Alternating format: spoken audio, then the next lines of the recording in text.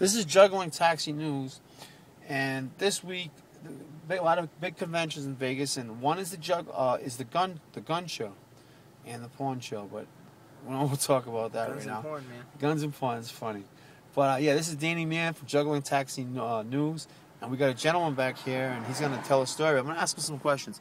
Hey, hold it. There you go. I'm gonna ask you. How you doing, sir? Good. I'm having a great night. What's your name? Low light at Sniper's Hide, man. All right. What do you mean low light? That's how everybody knows me. Okay. I heard you're famous in Germany. And no, Italy. Italy. Yeah. I had the people coming by, and they were like, "Hey, we want to meet with the low light," you know. Right. So that was like kind of cool. Wow. Yeah. Tell me a little bit about your military experience. I was in the Marine Corps a bunch of years back. You know, this thing, that thing, around the world. You know. Okay. So it was fun. And you're a sniper, right? I was back then. Back then. Tell me. You ever had a bad experience being a sniper? Honestly, no. No. I mean, you can debate good, bad, but personally, I didn't feel it was bad. I thought it was a sort of a character building exercise, if you want to put it that way. Okay. I mean, cold, wet, and hungry is no way to go about your day, but that's what you got to do. You know, in New York, they have a lot of taxi cab professions. In Vegas, in this cab, these are real taxi cab professions. Hell yeah. This is real. This is real. This is no bullshit. This is real. Tell me something. Tell me, I mean, have you ever had, like, does it bother you after or no?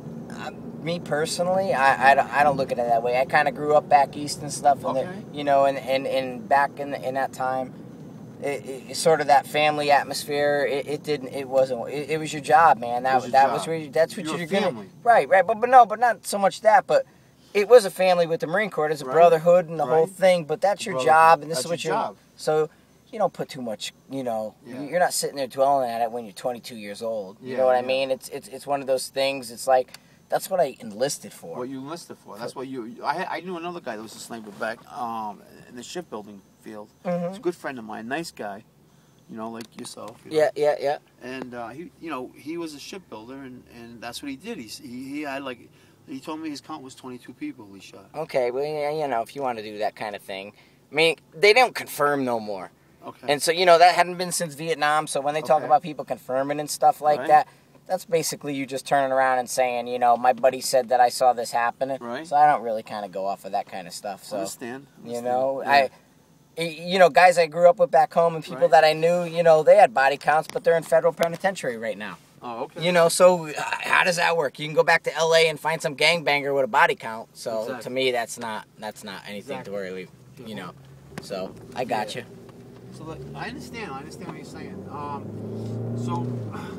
I mean, people put down animals every day, and we're not no real different than an animal in a way. Right. So to turn around and say, you know, well, how many deer did you friggin' whack? Well, you know, over my lifetime, I whacked 110 deer. Well, 110. Well, who cares? You know what? Okay. You whacked a deer. Big deal. It's a big dog. Big dog. You know what I mean? So to me, I don't really put a whole lot of stock in that kind of stuff. I mean, you do, you don't. So, I mean, do you teach people how to be a sniper? I've been an instructor for a while and stuff. You know, we've been in combat for, you know, over 10 years now. So there's a lot of opportunities for people to teach and things, and I've done that. I enjoy it. I like keeping people safe and making sure they can do the job right. Exactly. And you're saving lives, too. Exactly. Well, you know what? If the guy comes home because of something you showed him, even if it's one thing, that's a good day. And like some bad person could be out there that you know, that you took care of, you know what I mean? There's plenty of bad people out there. Plenty of bad people. Clint Smith used to say, you know, sometimes people need to be shot. Right? Mm-hmm. Who's Clip Ship? Clint Smith?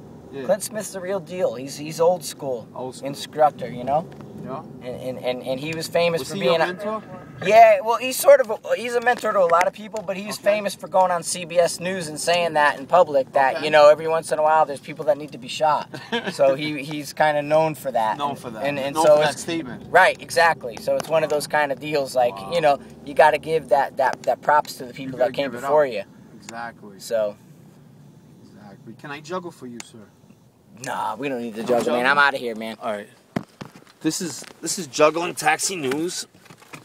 There's the meter, baby. And it's Juggling Taxi News. This is Dan the Man. Vegas, baby. Have a good one, man. a second. We're at the win.